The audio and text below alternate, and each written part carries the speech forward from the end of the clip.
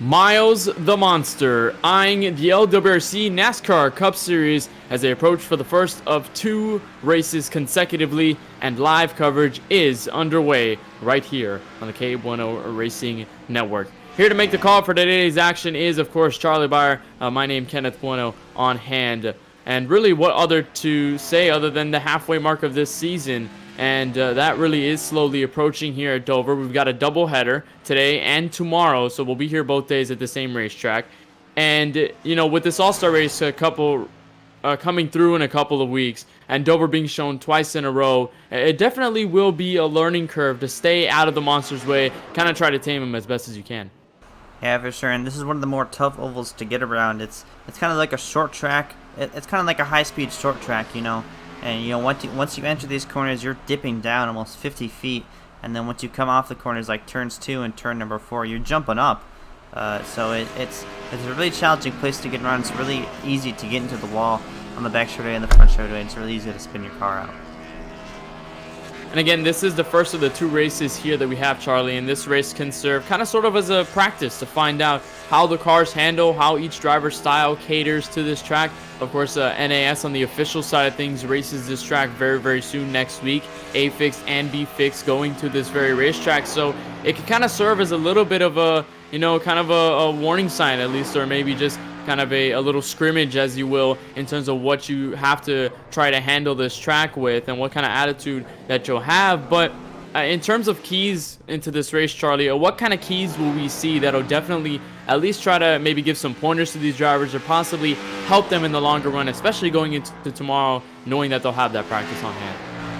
Just being clean and consistent. You know, it's really easy to hit that apron on the corner or on mid-corner, and it'll push you up towards the wall, and you have right side damage at least till you get that fast appearance. So I would just try to take it easy, take it smoothly, try to be consistent, and you know, hopefully you'll be there at the end. It's a long race here, and the laps go by pretty quickly, but when you're under caution, it's pretty dreadful. Yeah, definitely a very, very quick way around this racetrack, and in order to reach here, we had to head north for our KBRN track map, of course, with images provided by Google Earth. Last week, we were all the way over at Talladega, Alabama. We go up north to Dover, Delaware, where here is Dover International Raceway. A 1 mile this racetrack, so very, very short. Going to be quick around this racetrack, usually laps pertaining to 19-20 seconds around this racetrack. Of course, 4 turns, has hosted numerous NASCAR Cup Series, Xfinity Series events here. So definitely NASCAR has been here for a while. They've been coming to this track a couple of years.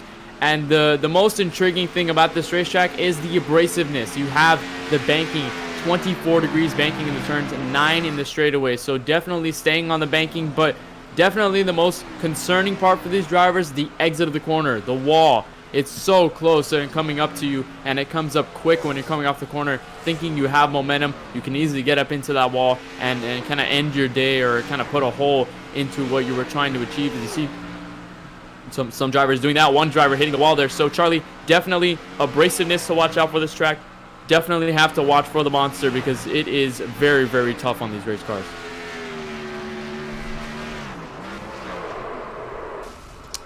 For sure, and yeah, that's just really the nature of this racetrack. It's kind of comparable to Richmond. That turn 2 wall, it comes up really, really quickly on you, and it can really take a toll on your race car.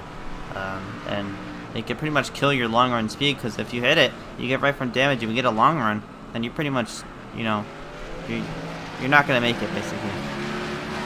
Yeah, it's definitely one of the toughest races on the schedule. And again, coming back from last week at Talladega, we have had another switch in track, another return to the short tracks. We've had our stint at Bristol, at Martinsville. We've had our tenure at ISM. We've had some of the short tracks on the schedule provide some of the greatest racing that we've seen. Maybe some more chaotic racing and lots of tension, lots of contact, lots of bumpers beating and banging and such, and lots of things that we've seen. And also, one of the things to note, 3 different new winners now. We've had a couple new winners in this season. We had our first winner, Aiden Kirker, at Sonoma. He picked up his first victory.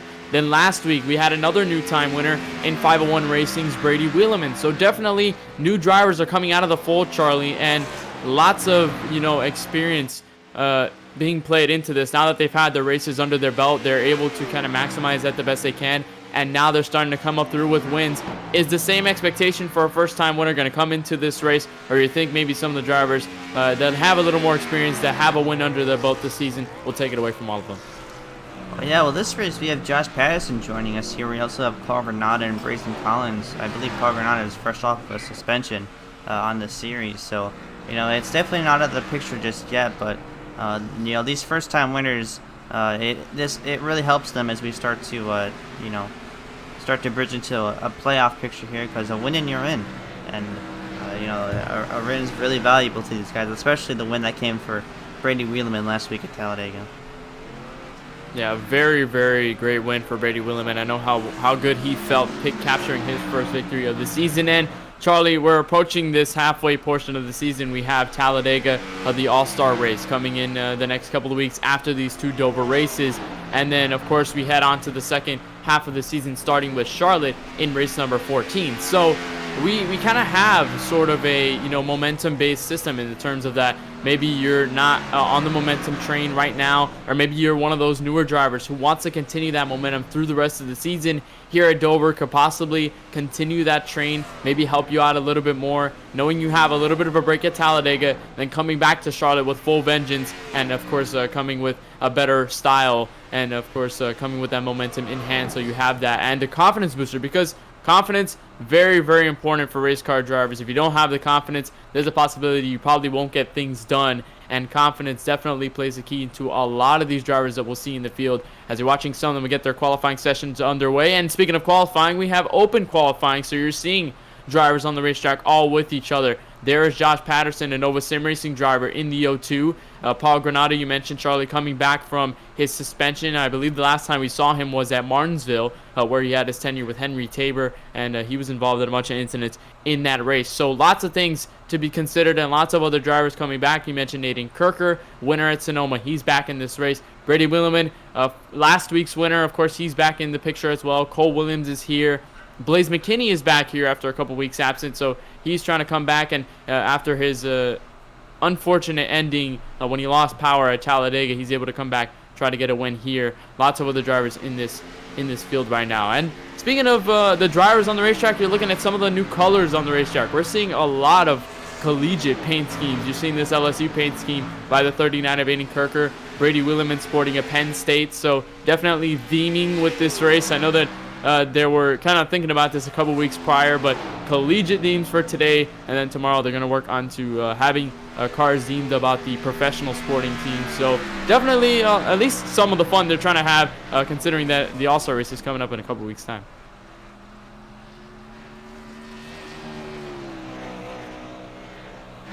Yeah, that All-Star race coming up is going to be wild. The car tomorrow cars with no restrictor plate at Talladega, that's going to be a wild one.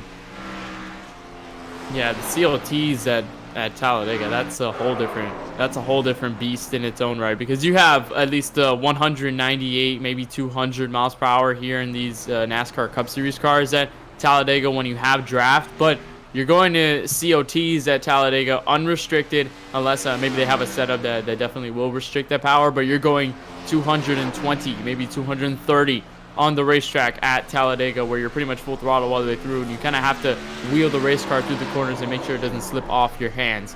But you're still watching a couple of the drivers getting qualifying in, and maybe some drivers maybe already setting their laps, so they're just kind of putting around on the racetrack, at least just kind of messing around. You're looking at, there is the 32 of Josh Duke, who did not have the best run at Talladega last week. Apparently he was running on a controller, so he had a little bit of a struggle there at Talladega, where he had to drive with that controller, and he was mostly in the back of the field, but he was able to contend with the first group. You see his Duke-inspired paint scheme, but I believe that's Mike Krzyzewski on the hood, the coach of Duke basketball. So definitely very, very interesting paint schemes we're seeing. And there's Josh Duke as we are just approaching 7 minutes and 30 seconds left in this qualifying session. There's Brady Wheeleman.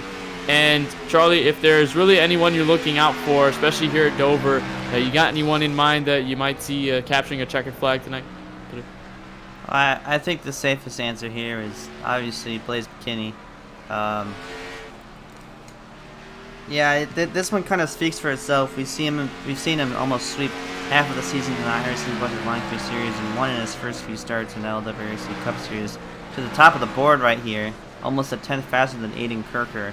So I think Blaze McKinney is really going to be the one to watch tonight. Yeah, definitely can't count out Blaze McKinney. He was in the race lead at Talladega last week when his power went out, and he wasn't able to finish the rest of this race. He was working with his fellow teammate Glenn Bundren when they were together. Glenn Bundren, of course, not in this session today, but nonetheless, Blaze McKinney, very, very strong driver. I remember him saying right before this race that it would be good practice for NAS next week when they head to this very racetrack, and possibly maybe A fix, B fix along the way. So definitely good practice for that 87 if he wants to, and of course practice for any of these other drivers on track as they're making their laps. So 6 minutes 30 seconds. We still got a little bit of time. I think as soon as everyone gets their times in, we'll have the qualifying session advance, and we'll go straight to racing here on the K1 Racing Network for round number 12 of the LWRC NASCAR Cup Series. Round 11, excuse me, the LWRC NASCAR Cup Series from Dover International Speedway. And well, we have this doubleheader. We really haven't seen this whatsoever, and this is kind of the first time in the season where the doubleheader is present. We have, I believe this is pretty much falling off of what the regular NASCAR Cup Series schedule in real life is pulling off. They're doing a doubleheader Saturday and Sunday in the coming week. Of course, after the last race and yesterday at the Daytona Road Course, so they have that, and they'll be doing the Dover doubleheader in real life. They'll be doing it here in the LWRC NASCAR Cup Series. So tomorrow, definitely there will be racing for this very league right at this very track, and we'll see exactly how different the drivers will be handling this racetrack when they have that experience after today's action. But if you want to look at the weather for today's race and what we have in store in terms of the track, 78 degrees in the air, so a pretty moderate temperature. It's a little bit hot here in the summer.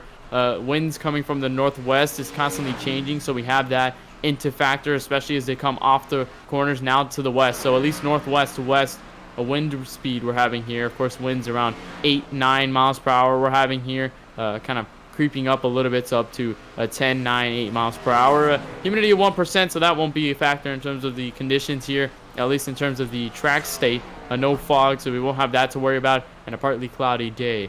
Beautiful, beautiful day in Dover, Delaware to get racing underway. So we still got a little bit to talk about, at least before we get the starting grid underway, unless they decide to advance the session, and we'll go straight to green flag racing. Charlie, we're coming into this all-star break, into this rest of the season. What do you think some of these drivers might have to do in terms of capturing momentum on their side, or maybe hitting a reset button if they're not having the best season, to go into Charlotte after the all-star break to kind of reset their minds, have a new outlook into the championship and going into the playoffs? And you mentioned momentum, and momentum is really key. And I feel like for any driver, once you get those couple finishes, good finishes and strong runs in a row, that's really going to carry on throughout the playoffs or through the season. So I think a lot of these guys are looking for some good runs to make up for that Talladega finish, like Cole Williams, who was leading, I believe, at the final restart in that last green light checkered attempt, and he finished, I believe, just inside the top 5. So he's definitely looking for improvement for sure, and hoping to pick up another win here in the LWRC Cup Series. So yeah, I think just having that kind of reset button when the playoffs start and having kind of a clean slate to gain points is really nice for these guys. And I think the best thing to look at in terms of the rest of the season is really all the 1.5 mile tracks we'll see being attacked, and a mix of some of the other tracks and some of the other either longer or shorter tracks, or at least somewhere in between. You're looking at Charlotte after the Talladega All-Star break, so 1.5 miler. Then to Kansas, another 1.5 miler. Chicagoland, which is another 1.5 mile track. And then finally, you break that streak with Pocono, which is a wider and longer track. And then Kentucky, just a little bit shorter. And then to Daytona, one of the largest that we see on the schedule. So definitely lots of things to shake up this schedule up until race 19, right before the playoffs start. That'll be when the regular season ends. And then the playoffs will start at Darlington in a couple weeks' time. But to at least enhance our broadcast a little bit and kind of have a feel of what the drivers will be experiencing on this racetrack, we have one of the drivers as our in-race supporter for today's action. That is the 87 of Blaze McKinney, who's going into this race after Talladega, and we'll bring him in to exactly what he's feeling. And Blaze, welcome to the KBRN booth. You got a copy with us? Yeah, I got you guys. All right, Blaze. Well, and we know that you're going to be an in-race supporter throughout this race, so we'll be kind of contacting you a couple times throughout this race, maybe under yellows or maybe during some breaks. But I've seen you're kind of putting some laps on this racetrack. You're currently the fastest on the board in qualifying with just a couple minutes left. Tell us how that car is feeling right now on the racetrack, especially utilizing the lanes and with that wall coming up so quick and the abrasiveness of this racetrack. Yeah, it's a fun track. I love it. It'll be fun during the race. Hopefully we get some good battles for lead and everything. Hopefully we can sit on pole and try to lead a lot of laps. Struggled a little bit in the beginning. I just had to really get used to it. This track it takes a lot of time to really get a handle on it, but I think we figured it out. Hopefully we can win it here at the end. And you mentioned getting used to the track and kind of getting a feel for what this track is about. We have the doubleheader, so you have this race and then you have tomorrow's race at this very same racetrack. Do you have any sort of maybe a little bit of comfort knowing that you'll be used to this track by the time you finish this race going into tomorrow with the same mindset and having the knowledge to your advantage and kind of using that to differ up your strategy and take a checkered flag if you're not able to do so today? Yeah, hopefully. If we can maybe get both of them, that'd be pretty cool. If we win this one, I feel like we'll have a lot of confidence to go in the next one since we'll have a lot of speed. Hopefully, I mean the other guys are going to learn a lot too, so we'll probably have more competition in the second one. So it should be fun both races, and this one hopefully we can bring home the win. All right, Blazer, we certainly wish you luck coming into today's event at Dover, and of course, obviously within the Bunch of Lawn Care series that we'll see you in a couple hours at 9 p.m. Eastern. So we wish you luck coming in at Dover. We hope to see you putting on some great racing out there, bud. Thank you. Blaze McKinney out. He is your in-race supporter here on the KBRN Racing Network for today's action. So 20 seconds left in qualifying. That means pretty much everyone has set their times down. We pretty much have this field secured and set for what will be an exciting race here at the Dover International Race Speedway, I should say. And so 70 laps around here, 140 in total if you count for tomorrow's race. So lots of laps to be logged in, and like you heard with Blaze McKinney, going to use that experience to his advantage and have that comfort, especially if he's able to get a win today, have that confidence booster into tomorrow, and definitely will work out going into tomorrow in these two races, at least through this doubleheader. So qualifying is now just about to conclude. We had a kind of a little intermission where it kind of ended, and then they extended the time by just about 15 seconds, so it'll tick down all the way to 0. And that means we'll have your starting grid fully finalized for today's LWRC and NASCAR Cup Series action. And qualifying now tick to 0, so that means everyone will start gridding in a handful of seconds time. There's the pace car gonna be there right on the front straightaway, and we will be ready, or at least on the pit lane, so we'll be ready to get this race underway. They're all gonna grid. That means we're gonna get to your starting grid for today's race here at Dover. So starting on the pole is the driver we just interviewed, the 87 of Blaze McKinney, going to look for a better race after the power issue at Talladega last week. Set at 21.761. He is on pole for today's action. Right alongside him in row number 1, driver we've seen so many times on this network under interviews, and not only in this series, Cole Williams in the 42 going to start alongside in second. Row number 2 says the winner of Sonoma Raceway 2 weeks ago, Aiden Kirker, and then number 39 Chevy Camaro. And to his outside, Josh Patterson, a name we haven't seen in a while on KBRN and in this league. Driving for Nova Sim Racing, he starts 4th. And then right behind, another Nova Sim Racing entry in the 95 of Paul Granada. We have not seen him in a couple of races due to his suspension, but he's finally back here at Dover. He's starting inside the top 5. Right alongside him to the outside, former race winner, the 51 of Brady Williman, picked up a win at Talladega last week. Going to try to get a 2 in a row here at Dover. And another name we haven't seen in a little bit, in row number 4, that 14 car of Michael Kenner, driving for Nova Sim Racing in that number 4 Ford Mustang. He'll start on the inside of row number 4, and to his outside, yet another Nova Sim Racing driver, Eli O'Quinn. So very populated Nova Sim Racing field here today. And then you look back to row 5, where Trexco Sim Sport entry of Brayson Collins, who we also haven't seen in a while. He is making his start here in the LWRC NASCAR Cup Series. He starts 9th inside of row 5. Right alongside him, pretty much finalizing this field, is the 32 of Josh Duke. So that is your entire field. Lots of newer drivers, at least some drivers we haven't seen, Charlie, in a while, at least that have missed a couple of races. Most notably, Michael Kenner, who has won a race this season. He was a winner at Las Vegas. So it has been a couple weeks since Las Vegas and Auto Club. So it's been a while since we've seen him, at least in a couple other drivers. So definitely interesting, at least kind of having their first starts in a while, kind of shaking off some of the dust.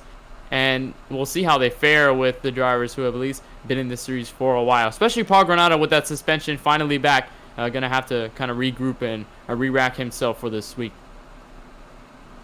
Yeah, it's good to see them back, for sure. Yeah, very nice to see them back here at Dover and at least making their starts back here. Of course, we were mentioning some of the collegiate theme paint schemes. We have some of the other ones. I believe I saw, not sure whether that's Tennessee or Texas, or at least the Volunteers, the Tennessee Volunteers.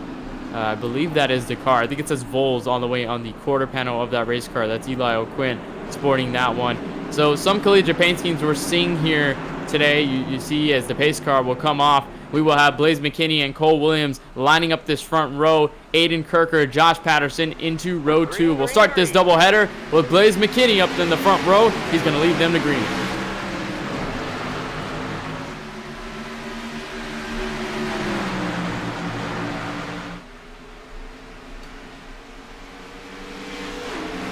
Already contact with the outside wall. We saw the 42 of Cole Williams get in it, and there goes Aiden Kirker around up into the outside wall. Caution's out for the first time. Oh, and there was Josh Duke slipping by there as well. I believe he also went around, but caution is out on lap number 1 at the expense of Aiden Kirker. The winner at Sonoma already has rear end damage. Smacked the outside wall pretty significantly.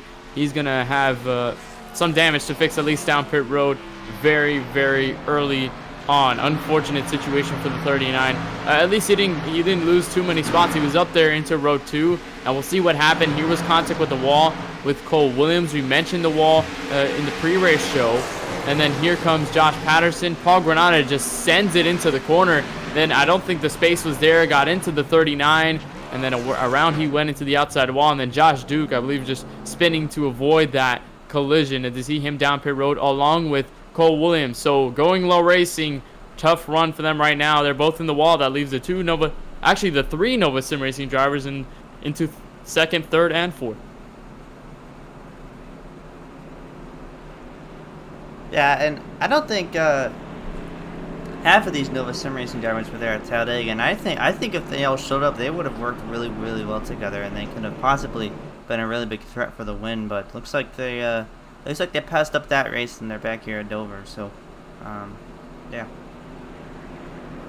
Also notable Nova Sim Racing driver that's not here, at least today, it's Dylan Basin, who's the winner of 2 in a row. He won, I believe, he won Texas on our broadcast, and he won Bristol the week right after. So he has been in this series at least a handful amount of times, and he's picked up a couple wins along the way. Surprised he's not here at Dover, at least working with his Nova Sim Racing teammates in Patterson, Granada, and Michael Kenner. So I'm surprised they're not actually, working together. But at least Nova Sim Racing still having that presence here, as Blaze McKinney will lead them into lap number 3. So easily a first caution here at Dover International Speedway. And you'll see the pace car lining in front of the field. We'll have a couple laps under the caution flag.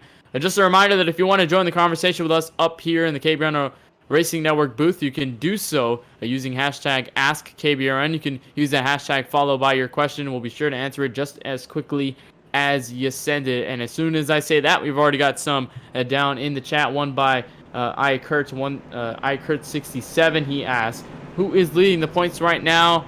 Well, I mean, there isn't necessarily a Dan Lisa pertained to this, but I'd say if anyone was in this points lead, it would definitely be somewhere along the lines of probably Cole Williams and some of the Going Low Racing members, Charlie.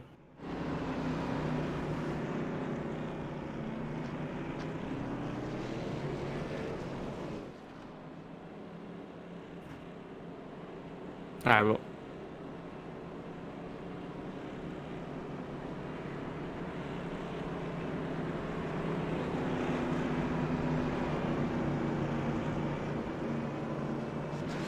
Well, definitely the absence of some of these drivers, at least like the likes of Blaze McKinney or Dylan Basin, at least even though Dylan Basin has picked up a win, even though Michael Kenner has picked up a win, even though Blaze McKinney has led laps up front, the absence at least of those drivers, at least in a good portion of these races in the season, kind of helps out drivers like Cole Williams, who has that one win, but he has been here every single race, so he has picked up good finishes where there has been vacant spots left by these guys like Blaze McKinney or Dylan Basin or Michael Kenner or some of the other drivers who haven't shown up in a couple weeks. So that leaves Cole Williams. So definitely a good showing by them, and also Brady Williman, who's also showed up in this season pretty much in its entirety, and obviously his win recently at Talladega helps him immensely. We got another question right before we go. Green Flag Racing by Francisco. He asked, what is any potential strategy for the race, and if there's a late yellow, do you stay out or do you pit, Charlie? Is this very kind of individualistic, or you think it might be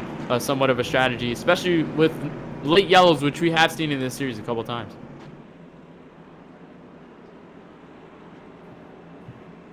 Yeah, that's a question that really you have to bring in a lot of factors, like, is it a green light checkered and how big the field is. So I think if there's a late caution and it's a short track like this, and that green flag checkered is going to go by really quickly, I would stay out if I was the leader in that position, because I feel like if we just have 2 laps, you could be able to hold them off. But it really depends on how many cars are going to be here at the end as well. That's definitely true. We've already had one incident, but now we're going to have a restart here on lap number 6. Blaze McKinney and Josh Patterson will lead the field to green, and an easy start by Blaze McKinney. He's going to easily set the tone for the rest of this field going into turn 1. That'll leave the 3 Nova Sim Racing drivers to fend off, as Josh Duke is now coming on. Those drivers battling to the backstretch all the way to turn number 3. So Blake Kenny still leading this race off of turn 4. Lead as of right now, but Josh Patterson's still 2/10 behind him.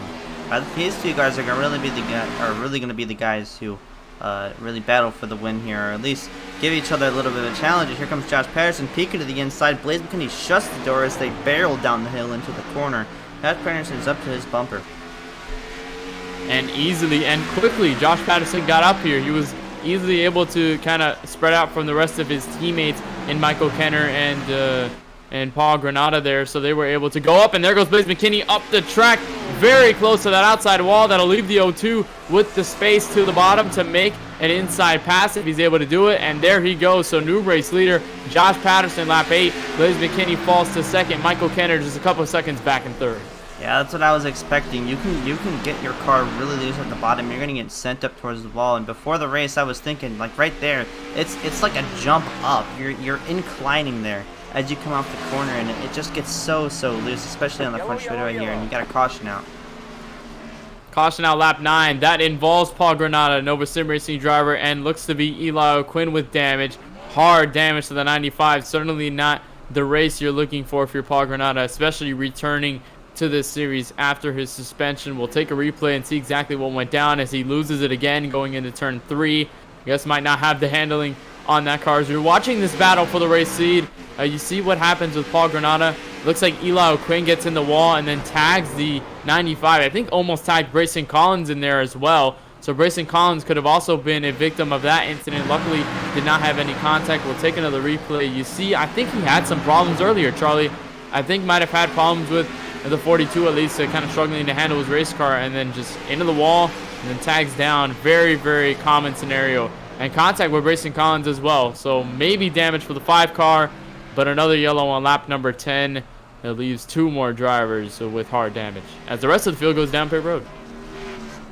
You're gonna get there 4 fresh tires. Michael Kenner almost gets a spot on Blaze McKinney there. He's gonna have a pretty good jump as they complete their pit stops here, but we'll see who wins off the race off of pit road. Brady Milliman and Brayson Collins did stay out on the racetrack. I don't know if that's strategy or they're going to come in next lap, but they are still out there. Yeah, and much like the question that was just asked in the YouTube chat by Francisco, definitely potentiality for something to at least happening in terms of staying out or pitting. You saw some drivers staying out, but possibly that's just for just causes they'll probably pit down at least a lap later, or maybe that's just their strategy as of right now. Maybe they don't think they've worn the tires out too much So they'll probably just stay out in terms of that and gain some track position along the way, and at least lead some laps for Brayson Collins staying out. So, you know, once again, and you see Brady Williman out on front, but once again, it's just all about the individuality, and especially the situation that you have. How late the caution has been a factor that has affected some of these races, and it really happened last week at Talladega, where we had a caution with the green-white checker, and we had to finish under the waning laps, and we had the yellow very, very late in the race, and we hadn't had a caution up until that point. Obviously, this race being different, that it's a short track. We had the same situation at ISM where we had a caution with the green-white checkered, and we had to end under that circumstance with the fight between the two drivers you're seeing on your screen right now, Cole Williams and Blaze McKinney. So Brady Williman will lead the field of drivers. Looks like Brayson Collins, I think that might have just been their strategy to stay out at the moment.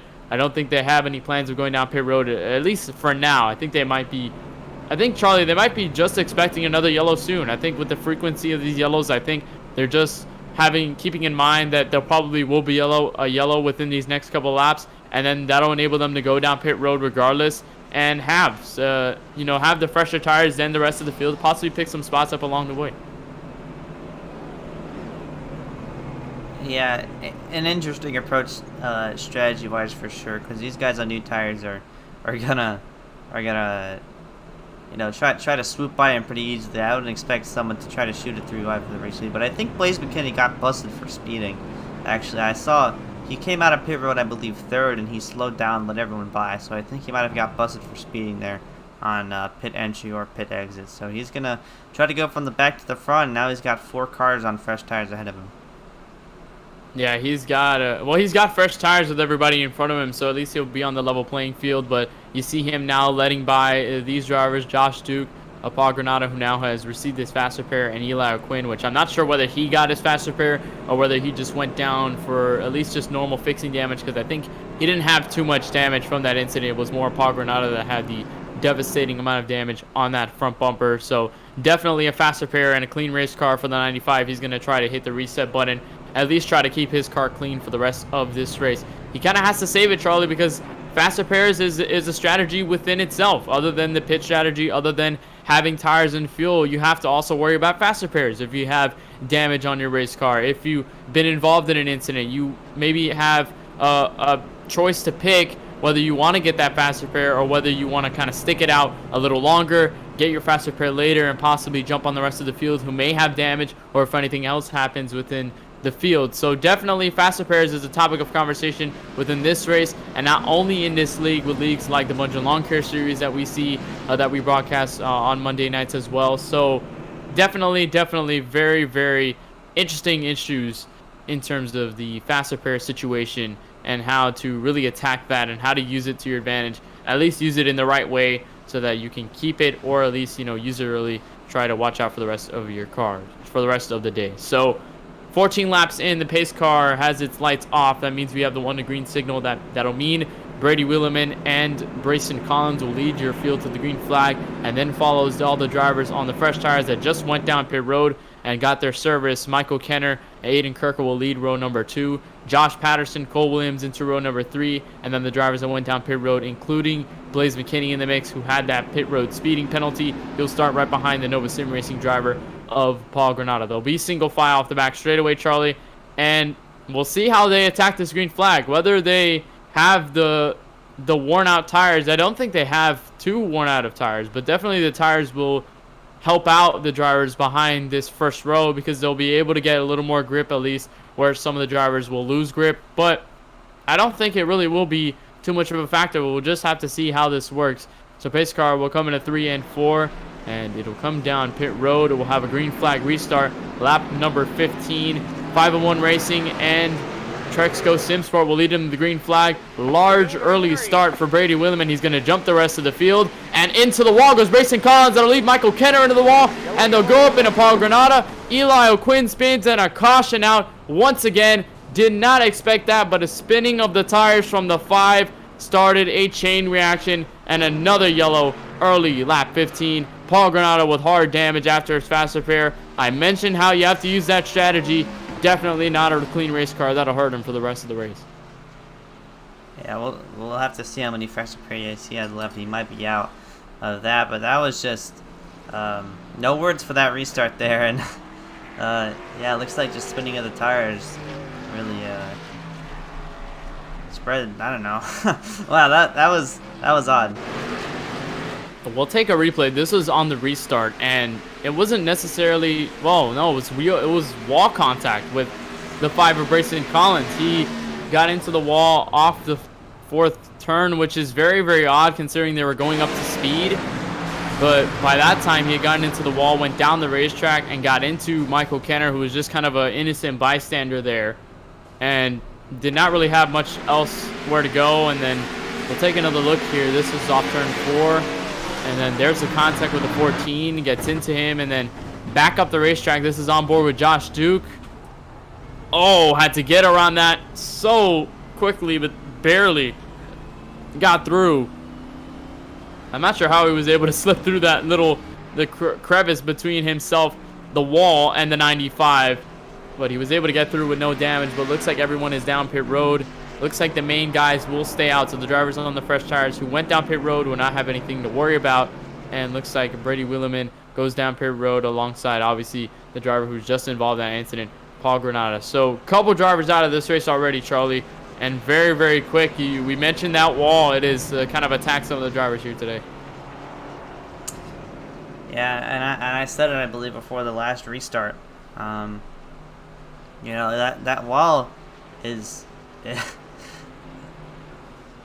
Yeah, it's just really easy even to hit the apron. You'll get sent up towards the outside wall, and that'll knock up your right foot any time. So I was watching them running around practice earlier, and it seems like half of them couldn't get out of the wall. So you know, this is a really tough racetrack. It's like a high-speed short track, like I mentioned also at the top of the broadcast, and it's just really easy to go from good to bad. Miles the Monster does not give anyone, does not take any forgiveness, at least, has no mercy for these drivers here at Dover today. So Aiden Kirker will be your leader, at least coming to the green flag. We don't have the 1 to green signal just yet, so we still have another trip around this racetrack before we get a green flag. We have a question by Trip for Heisman. He asks, who seems to be the fastest car out there? Charlie, I'm not sure whether we really have a fastest car at the moment. We saw Patterson and Blaze McKinney battling in the early portion of this race, but we've had yellows that have been very quick, very triggersome, and we haven't really had the opportunity to see a faster car. You think those two might be still the fastest out there?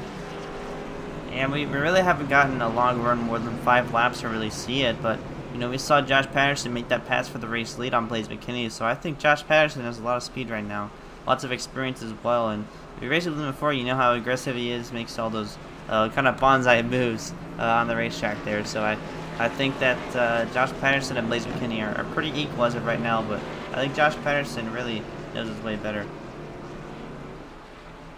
So while we're under caution, we're going to get an interview, at least trying to check in with our in-race supporter, Blaze McKinney, see exactly what is happening with him out on the racetrack. Blaze, welcome back to the KBRN booth. You got a copy with us on the racetrack? Yep.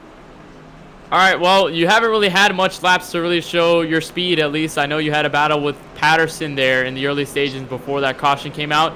Tell us how that, at least what the car is feeling like, at least in this early portion, or at least what happened down pit road with you and I believe the speeding penalty. Yeah, I got the pole and stuff. We were out front, and then I saw him trying to really get by us, so I was like, you know what, I'll just let him go because it's early and I didn't really want to push the car. I was hoping maybe save the tires a little bit, but keep having caution, so there's really no point in saving tires. So hopefully if we get a long run, we can really get up there and try to win it. But yeah, I got a speeding penalty, so trying to get back through the field now. Hopefully we can get back up there. Caution kind of helped us with the cars in front of us, reckon. Yeah, definitely. Very, very quick caution. So it's a testament to how quick things can happen. We wish you luck, at least through the rest of this race. Hopefully we'll see a long green flag run, have some strategy with you involved in it. So we wish you luck coming to this green flag. Thank you.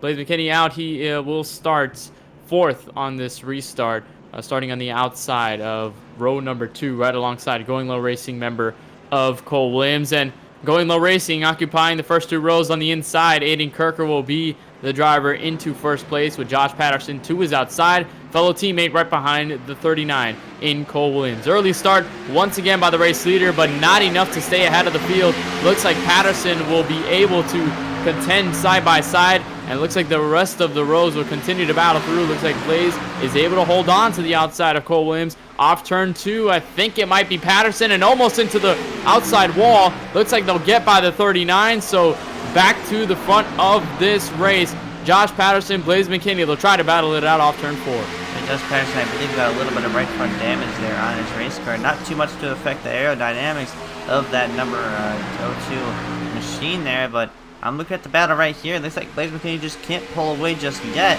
Aiden Kirker's holding his ground pretty well. And remember, these are the drivers that are on the same strategy. They all pitted at the same time, so they all have the same tire wear at least, and they all have the same strategy in mind at the moment with those yellows. And looks like no yellow will come out early right now. So the 87 has a little bit of a task to pull off in terms of getting to this 02.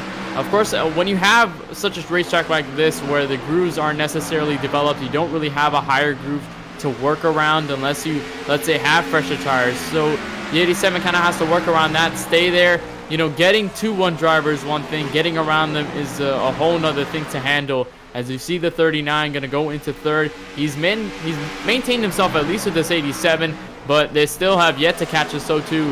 Lap number 23 looks like they're all single file together.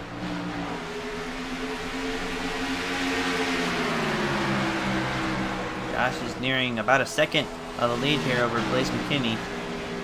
Blaze McKinney has been cutting it down just a little bit. He gained a 10th on that corner and gained a 10th on the last lap. So I believe, like you said, Blaze McKinney is hoping to get that long run and hoping to, you know, catch up to him and beat him on just tire saving. As Josh loose off of the corner, he taps the wall once again. That gap is now under half a second. Blaze McKinney is coming like a train on rails.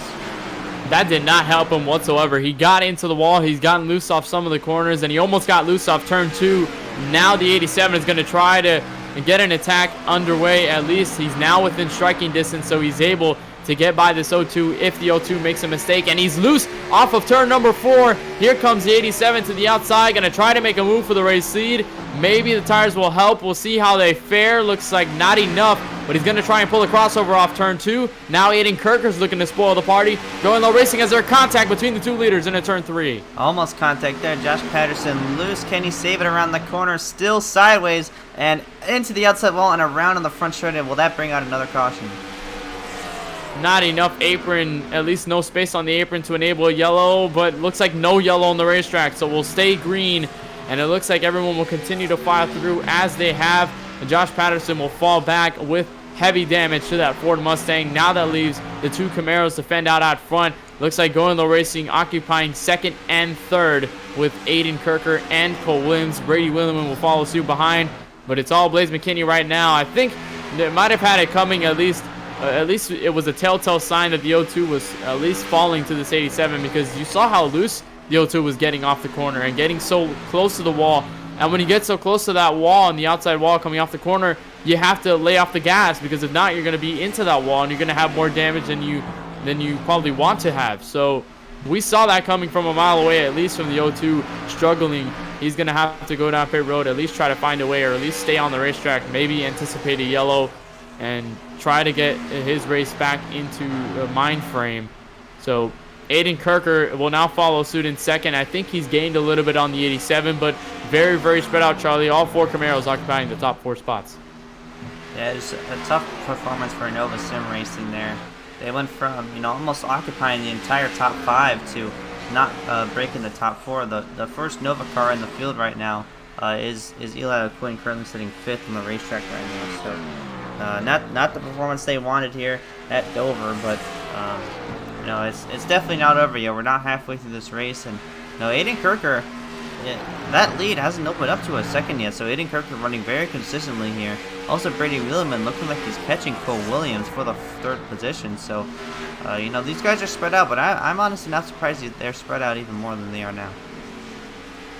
And remember, all 3 of the drivers behind Blaze McKinney have at least one race win this season. Blaze McKinney, who's in the race lead, he has yet to pick up a win this season. He was very close at I-7. He fell to the 42 of Cole Williams, sitting in 3rd. So the 87, mind you, is still looking for a race win this season. He has yet to capture one. He's been close a couple of times, and he's had very, very rough endings to his races. You talk about Homestead, where he wrecked early in that race. He had to exit out very, very early as Josh Patterson lets the 87 by, still struggling to keep that race car straight. But Blaze McKinney, you mentioned great driver, but still yet to capture a win. Looks like Michael Kenner gets loose. He overcorrects into the wall, and that's a yellow. Definitely. Brady Wheeleman got almost a piece of that. He had to go around, but a caution on lap number 33, at least halfway through this race. Now we'll re-rack the field. That is definitely what you wanted if you were Josh Patterson. As you see him on the front straightaway, he was a lap down with hard damage. I believe he will get the lucky dog, but we'll take a replay and see exactly what happened with Michael Kenner. Looks like he was already loose off turn 2, and here he's going to let the leaders by. He's going to let the 87 by, but in the meantime, he was loose, overcorrects into the outside wall. Patterson almost gets into him, and then Brady Wheeleman, what a job by dodging that race car. He had a lot to work on that race car and the wheel. We'll take a replay and see his onboard camera. Here's coming into turn 3. There's the incident ahead, and oh boy. Last minute decision to reach for the wall there, and a very good job. That's kind of odd. Those two Nova Sim Racing drivers wrecked same corner, same time, but I guess I'm not sure. But yeah, drivers taking their pit stops now. Looks like all the drivers on the lead lap will go down pit road. I think Blaze McKinney might have overshot his pit stall just a little bit, so that'll lose him a little bit of time. The Going Low Racing drivers are ready to attack with that deficit. And if they're able to keep it, there goes Aiden Kirker. He'll be the winner off pit road. Blaze McKinney will fall to 3rd. So Going Low Racing occupying the first 2 spots off pit road. Brady Wheeleman will be behind the 87, right where he was when the caution came out, into 4th. And I think pretty much everyone else on pit road is getting extensive damage fixed. And Aiden Kirker will lead the field to the green flag. Eli O'Quinn stayed out, so I think he is also, I believe he's on the lead lap, so he will be the driver staying out, at least for now. He'll retain the race lead. And then there is Michael Kenner, who will go down pit road. There goes Eli O'Quinn. So new race leader, the 39 of Aiden Kirker, who we've talked about a couple weeks now. We went over his race win at Sonoma, and that was his first race win. I know he was very excited to go to Sonoma, and he was very, very confident in his ability to race that track, and he pretty much showed his dominance on the rest of the field there, was able to pick that win up, and now he has that momentum, at least that confidence, at least kind of a monkey off his back, knowing that he has a win now, and he's able to secure himself into the playoffs.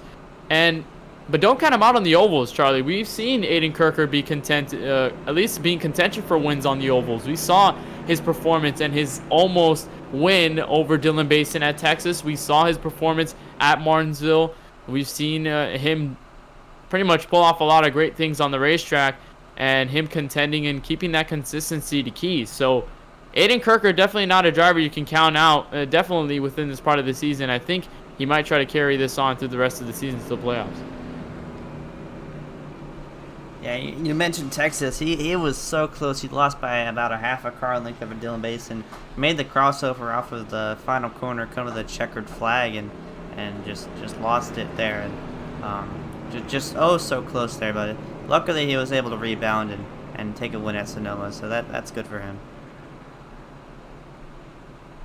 So Aiden Kirker will look to lead the field to green along with his teammate, and he'll be right to his outside. And the inside line seems to be the predominant lane here at Dover, but we saw that outside lane work, at least just a sliver of it working. We saw Patterson take over the race lead in that form over the race leader at that time, and we saw the outside work, at least under fresh tires. So possibly could be the situation, although pretty much nobody is pit. Pretty much all of them have pits, so they're all on the same strategy. They're all on the same tire set. I think the only one that will be on the fresher tires will be Eli O'Quinn, but he'll be further back in this field. He'll have a couple of drivers to try to get through, at least if he's able to do it. So 2 to green now. We've approached pretty much this halfway portion of the race, at least approaching 30 laps remaining in this event until we get this race underway, and then we don't pack it up. We actually just stay here overnight and go in next tomorrow night or tomorrow afternoon for the race here at Dover, race number 2 for the doubleheader. So another yellow here in lap 39. We have seen some of these yellows already, and I think, very expected, Charlie, in terms of what we were kind of looking for. But very, very interesting already. We saw how the short tracks play a factor, at least into how the yellows will come out and at least where contact will be made between drivers. But why not, while we're under caution, we'll just try to get another check-in with the 87 of Blaze McKinney. I'll let you have this one, Charlie, at least, to ask some questions on his part. Oh, yeah, into the booth, Blaze, you got a copy? Yeah, I gotcha. Well, Blaze currently sitting third on that run, and took over the race lead, passed under Josh Patterson, pretty much kind of...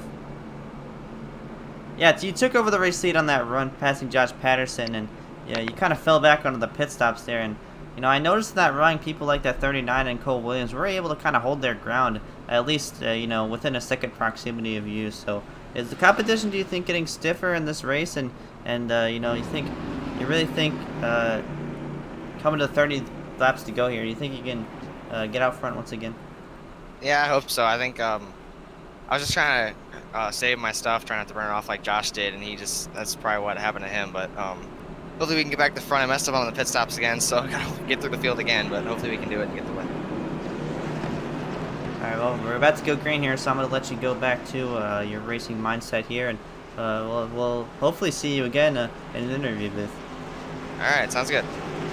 I was Blaze McKinney. I wasn't expecting to be interviewing him right there, but we're about to go green here. Aiden Kirkle leads him back with the LSU paint scheme. Blaze McKinney trying to take over second from Cole Williams. We're back green underway. And that was a great start by Blaze McKinney. Had to go to the inside of Cole Williams, who was stuck on the outside. Did not get the best run on the restart. So now that'll leave the 87 to try and catch the 39. And like you just asked him, to try to get back to this race lead and lead some more laps under his belt. So he's going to try and do that as he goes single file through 3 and 4. Aiden Kirker will take a lap lead on his end. Brady Williman will follow suit into 4th. Looks like these top 4 have kind of been the consistent drivers all day, and they've been able to escape all the yellows, at least be in front of them. So now there will be at least the drivers hopefully contending for this race win in 30 laps time. But the 87 slowly approaching the back bumper of that LSU 39 car. He's going to at least try to set up a pass in these next couple of laps soon, Charlie. Just 30 laps to go here. Blaze McKinney real close to that back bumper, but it'll take about 10 more laps to maybe even get a bumper down there, because you know this package is, with that low downforce, it's really hard to try to get that run off the corner. But he's almost into the wall after turn 4 there, but still inching closer and closer. Because the question is, will he make a move, and when he'll make it? You have to kind of set up your pass here at Dover, because that inside lane, like I mentioned, is the best line around this racetrack, the shortest way around. You want to stay there. You don't really want to expand any further up the track, because you'll lose time to the drivers behind you, and you won't really get the best run off the corner unless, let's say, you're on the older tires. But it's not really in this case, considering they pit not too long ago, right before that restart. So they have at least some fresh tires under their cars, and they have that at least to use through this run. Unless we stay green all the way to the end, that'll be when these drivers start to kind of handle their cars under the worn tires. But I'll say Aiden Kirker has been able to keep his lead up. We saw the 87 close up at least further to that back bumper, but he hasn't been able to get around. I think that dirty air might just be affecting the 87, and the 39 really isn't making any mistakes. It's more the 87 having a little tap to the wall. Now looks like Cole Williams will gain time. Definitely a lot of time lost there off turn 4. Yeah, that's really gonna screw up his momentum here. You know, we saw Josh Patterson kind of knock out the outside wall from the race lead, but I think this one has caused a little more damage on that right front fender there. So I think that Blaze McKinney is really at a disadvantage here. Almost gets the wall on corner entry there. So if Cole Williams can pass him, Blaze McKinney's going to fall back to 3rd, and Aiden Kirker can just work on hitting his marks and pulling away.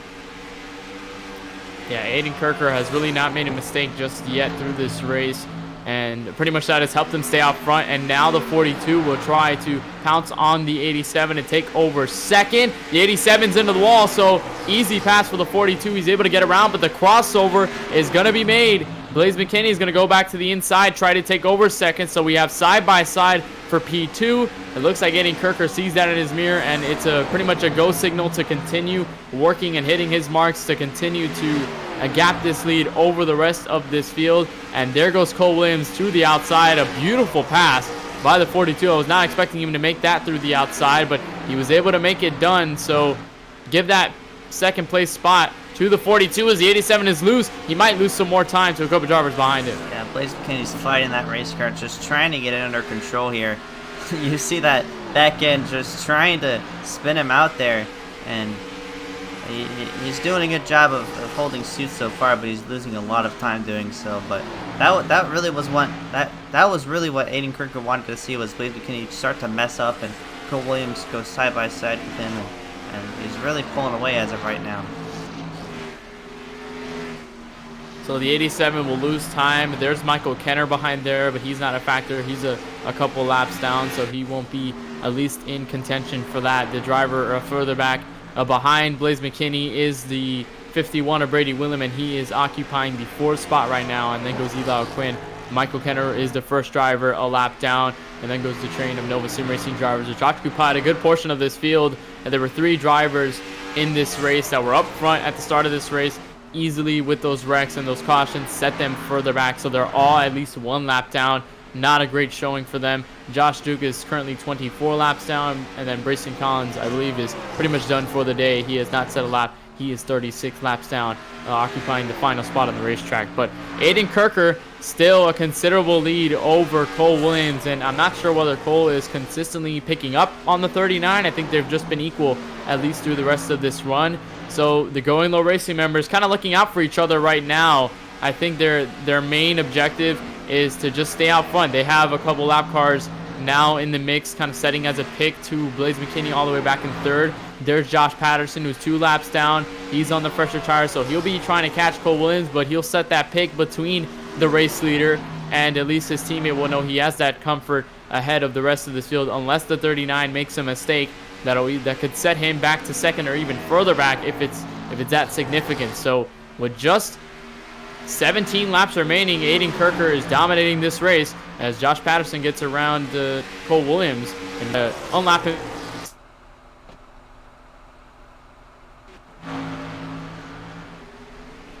Yeah, and you question the gap there between the 39 and the 42. It's actually decreasing quite a bit, and that's really gonna punch a hole in that gap right there as he goes high, let Josh Patterson by. But it was about a 2nd and 2/10 a couple laps ago, but now it's decreased to 7/10 of a second. So Aiden Kirker really needs to start picking it up if he wants to maintain this race here, or at least run a bit more consistently. As I think he lifted a lot a couple laps ago up towards the outside wall, and that really closed the gap a bit between that 42 car. But right now it's staying, it's hovering around the 7/10 of a second mark. Hasn't really been decreasing or increasing as of right now within the last lap. So we're gonna come to 15 laps to go here.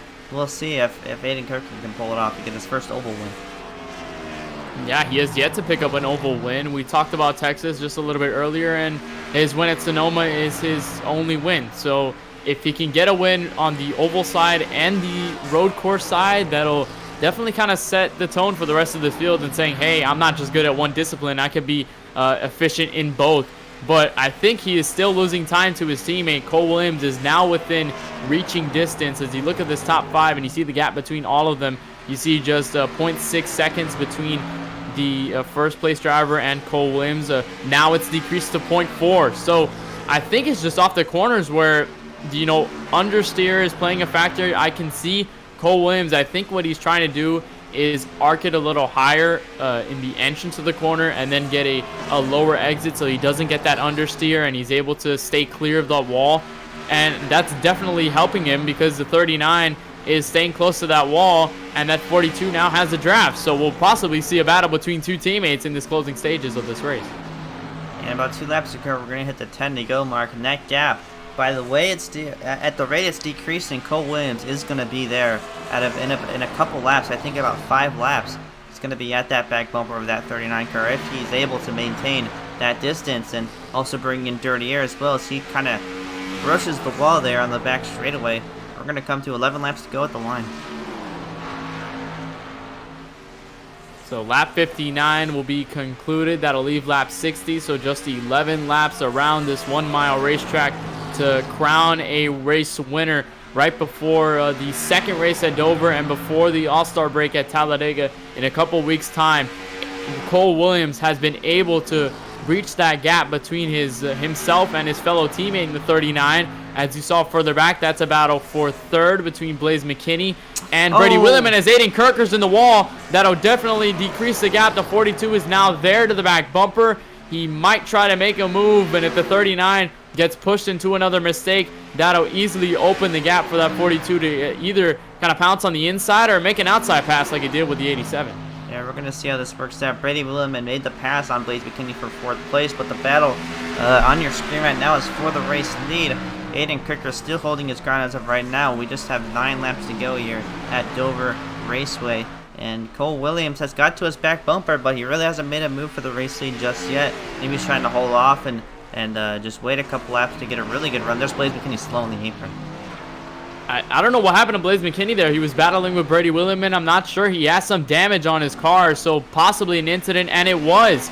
Here he is off the back straightaway. He got into the wall of turn 2 and went around. I'm surprised no yellow was triggered because of it. I think it was just because he was on the apron slightly, and that definitely probably did not enable iRacing to trigger that yellow. So no yellow late in this race. As for right now, Cole Williams is right there to the back bumper. Now he might try to make a move to the inside. Looks like he ducks out going into turn 1. I think he might not have enough in his mindset to make a pass. He'll probably try a clear approach, and loose off turn 2 he is, but Aiden Kirker strikes the wall. So definitely trying to keep themselves equal. The two teammates trying to work together as 6 laps to go is approaching. We're approaching the end of this race, Charlie. And these tires are worn and these cars are loose off of the corner. You see Aiden Cole Williams fighting that car all the way down the straightaway. So these guys' cars are not handling they want it to, but they are still going out of here. We're going to wrap around to 5 laps to go once Aiden Kirker crosses the line once again.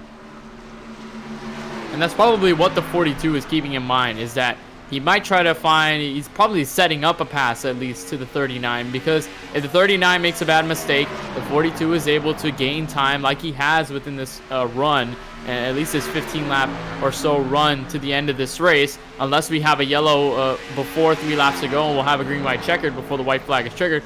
But the 42, I think what he's trying to do is at least pressure the 39 to let him know that he's there. And if the 39 makes any mistake, he'll for sure get that pass done and try to get to the inside or get any gap he can make up on the racetrack.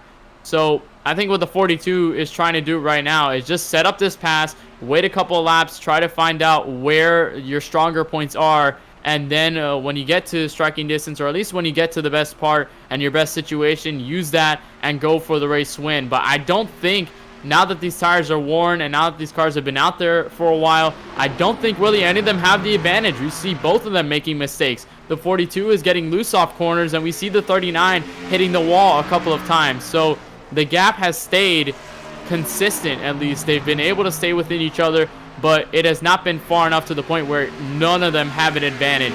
So they're approaching 2 laps to go here at Dover. This is going to be a lot of fun to watch as the 42 trying to arc into the corner off turn 2. Yeah, 2 different lines being taken around here. Aiden Kirker just running the bottom trying to defend, while Cole Williams is taking a higher entry and arcing it down on corner exit here. But getting closer, going to wrap around to the white flag here. Will Cole Williams make a move for the race lead, or will Aiden Kirker fend him off? We'll find out once we go 1 more mile around Dover. 1 lap to go here. Final lap around Dover Speedway. Will Cole Williams make a move, or will Aiden Kirker stay in this race lead and pick up another win? Off of turn 2, the 42 is there. Here comes a final move for the 42 to try and do something. He's right to the back bumper. Not sure if it's going to be enough. Off of turn 4, they'll be right to each other's bumper, and not enough. Aiden Kirker tames not only the monster, but both disciplines of racing. A road win at Sonoma, a win here at Dover International Speedway, his 2nd win of the season, and a beautiful run by him, and not only himself, but his Going Low Racing teammate, Cole Williams. 1-2. Brady Williams finishes 3rd. What a phenomenal performance by that 39. Very, very clean racing between these 2 guys, and you know, Cole Williams didn't necessarily go for a bump. He raced it respectfully and just tried to make the move off of the corner. But once you jerk that wheel low, it'll start to spin you out, and we saw him save it across the line. But very, very good win. Very impressive performance by both of these guys, and props to them for racing each other. So Brady Williman will finish in third.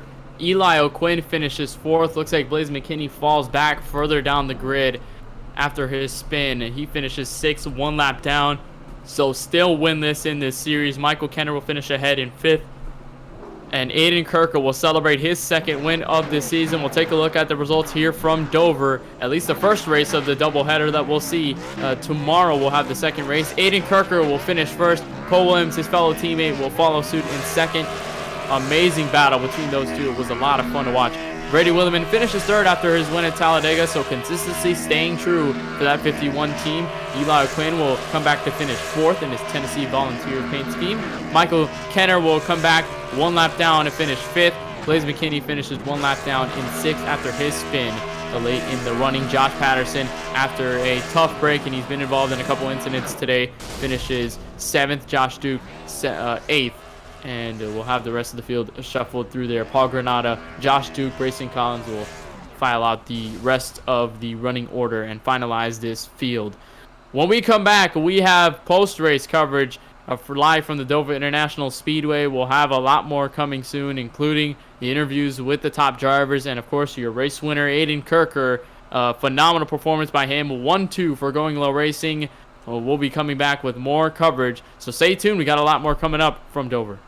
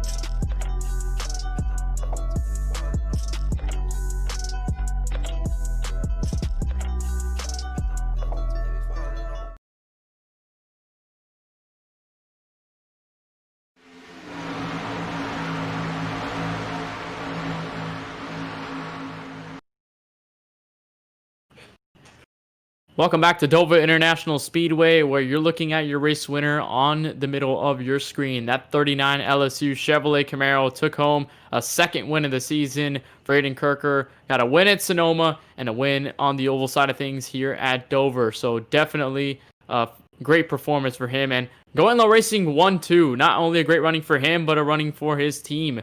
Finishing in great position. So we'll bring Aiden Kirker into victory lane. And Aiden, welcome to the KBRN booth. You got a copy? Yeah, I got you.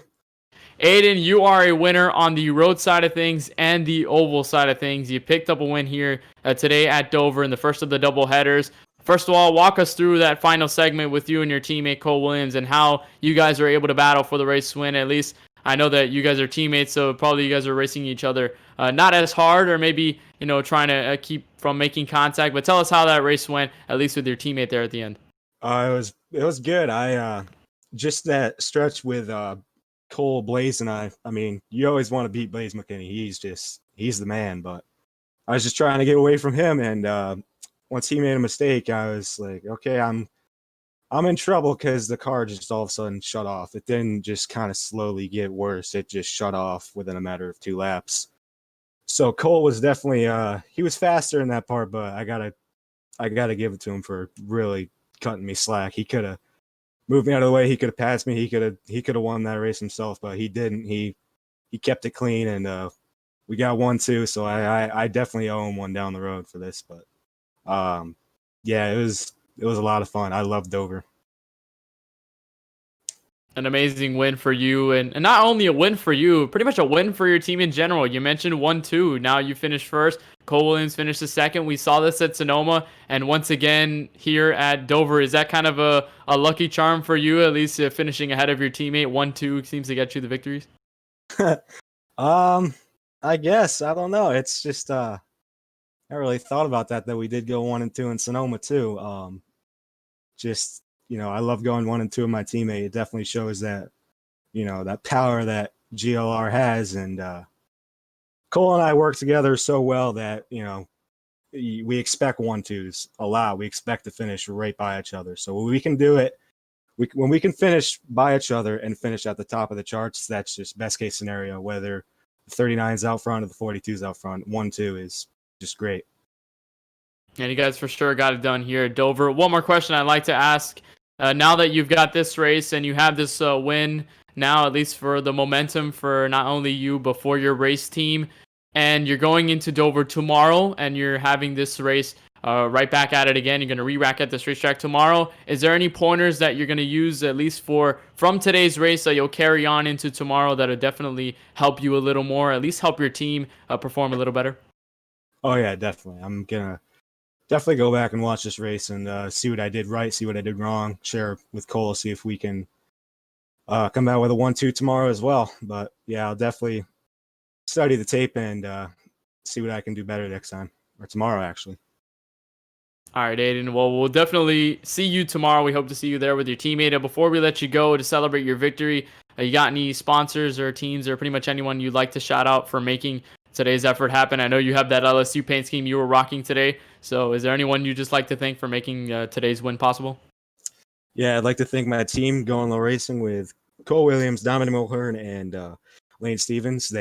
We always work so well together, especially me and Cole. And it's just, it's so great to, not for myself, but for my team in general, to come out of Dover, start off strong in this doubleheader with a win.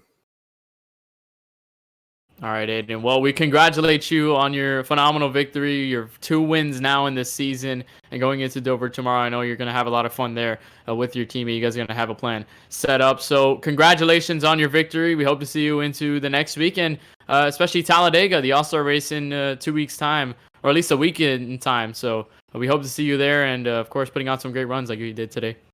All right, thanks, guys. Hopefully I see you tonight in Bundy. Hopefully I get another finish there. Aiden Kirker out of the booth. He's celebrating his second win.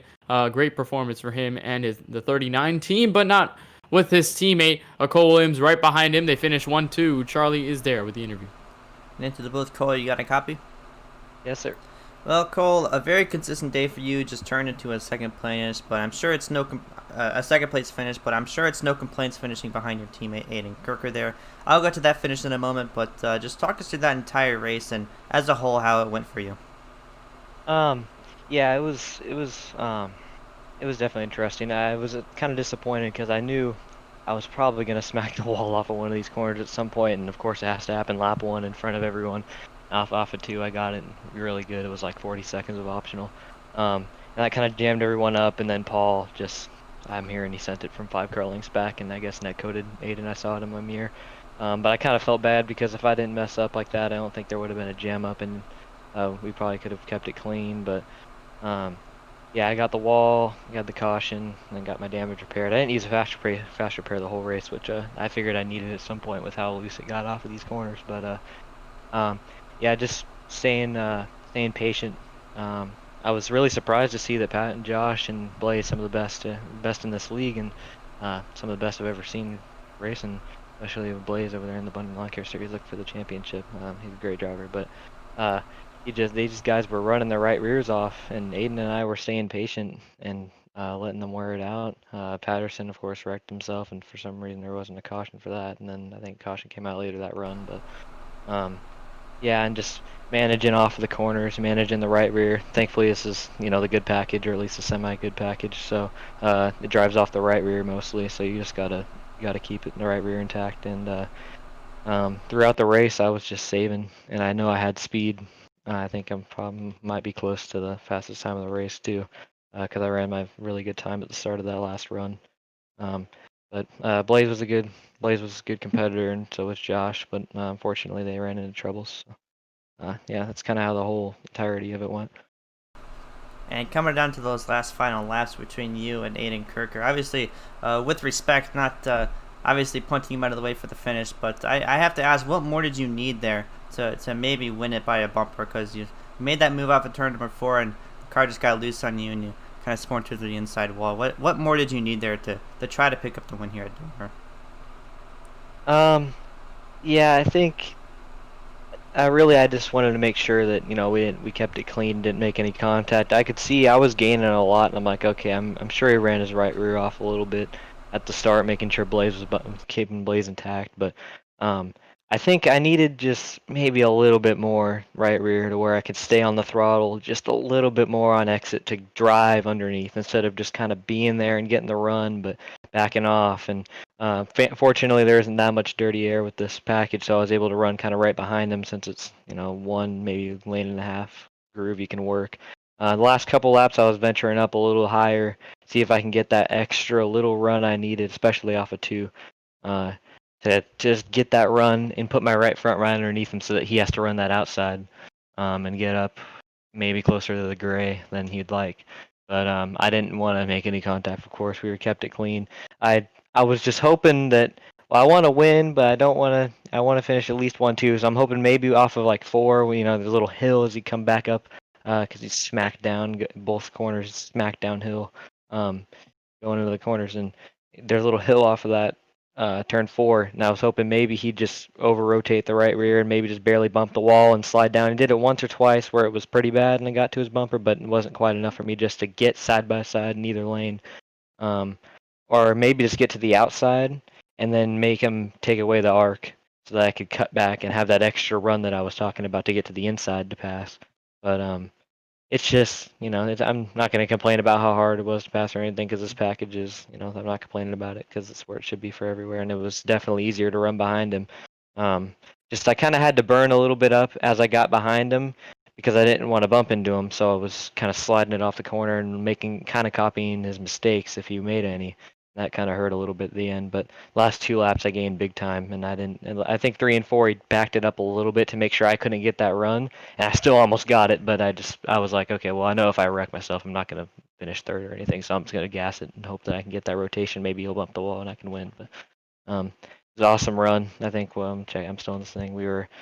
He won over 3rd by 11 seconds and 20 seconds to Yellow Quinn, so that was definitely good. Showing long run speed here, and hopefully we can get the role reversal tomorrow. All right, well, thank you for coming out here and racing with us in the LWRC Cup Series, and we wish you the best of luck. We'll see you tomorrow, I think, at the same racetrack here, and hopefully, like you said, role reversal, trying to take the win here. But before I let you go, I'm going to send you off here to sleep on the race tonight and come back here tomorrow. Do you have any teams or any shout-outs you want to give for making today's effort happen? Just shout out to Aiden, ran clean and had a lot of fun. Shout out to Going Low Race and Dominic Mulhern jumping into the voice chat, giving us some hype, as we'd say. As I was getting by Blaze and then catching up to Aiden, but we were definitely had fun. Shout out to Uber Mobile, the Phoenix Suns, going 8-0. Unfortunately, couldn't make the playoffs because of Karis Levert, but he can't be mad about this day. Definitely tomorrow we'll hopefully get a role reversal, or hopefully at least just get a 1-2 again. Hopefully maybe get a little bit more of a bigger field. But just hoping to have a good run in Bundren tonight, of course, on the Bueno Racing Network. So hopefully see you guys in the booth at the end of that. All right, well, we wish you the best of luck, and like I said, we'll see you tonight. Yes, sir. Cole Williams running himself out second here at Dover Speedway, right behind his teammate in Kirker. No complaints for that number 42 car. Just hoping for a role reversal tomorrow night. So, at this track side with the 3rd place finisher, Brady Wheelman. And Brady, welcome to the KBRN booth. You got a copy with us, first of all? Yes, I do. All right, Brady. Well, a win at Talladega and a 3rd place finish and a podium spot for you here at Dover. So consistency playing key to you today. I'm sure you had a lot to really handle through this race. I know you barely got by Michael Kenner, Josh Patterson when they were in that incident, but before we really kind of get to that, just tell us how your car was feeling through this race. Tell us what were your mindsets, your thoughts going into this race, knowing you had that win at Talladega. Was there any sort of comfort, or maybe you were just kind of gunning for the win anyway? Well, I mean, I was hoping for a good finish nonetheless, but yeah, I knew like when you go on like a 5-lap run, your tires start to wear out. It's not easy to save tires at this track, so I knew it's gonna be loose in the long run, like the final laps. Blaze and I were having issues about being loose, and yeah, it was just very loose. Yeah, we saw a lot of drivers getting loose off the corners, having some issues at least with that outside wall off the turns, and most notably turn 2 and 4. But Brady, we're not packing up and leaving somewhere else. We're just staying here overnight for tomorrow's race at this very racetrack, and you're going a doubleheader here. You have your experience now and 70 laps under your belt from this race. Is there really any pointers or any other kind of advice you'd like to give yourself, or anything you're keeping in mind for that you can use going into tomorrow's race at Dover that'll help you out and possibly get you a better finish? Just to stay as conservative as you can, save those tires for a long time. Because I'm guessing tomorrow we're not gonna have as many cautions since we've already done 70 laps, or I'm hoping. But I'm just hoping to stay more conservative of the tires and not to be as loose. And I feel like I have a shot of maybe a second place finish, something a little bit higher than third, hopefully. All right, Brady. Well, podium finish, and nonetheless, is a great run for you and your team. And speaking of your team, you got any shout-outs, of course, from members of your team, or just anyone you'd like to shout out or thank for making today's effort possible in a P3? 501 Racing and Bodega Paints, and that's pretty much it. All right, Brady. Well, we hope to see you tomorrow afternoon right here from Dover Speedway, and of course, going into Talladega, the All-Star break, and going into the second half of the season. We hope to see you contending for wins and staying up there for the rest of these races. Yeah, thank you. Brady Winneman out of the booth. He will be final interview driver for today's action from Dover International Speedway. And that pretty much wraps up the interviews for today's coverage. And Charlie, just some final thoughts before we wrap this thing up from Dover. We've had this race now. We kind of know what to expect.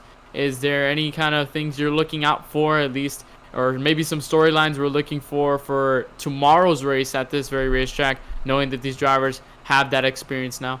I think the biggest storyline tonight is that once you finish for Going Low Racing, obviously benefiting off of people like Blaze McKinney and Josh Patterson, who ran a bit of a trouble in the midway portion of the race. So big congrats to those guys getting 1-2 here.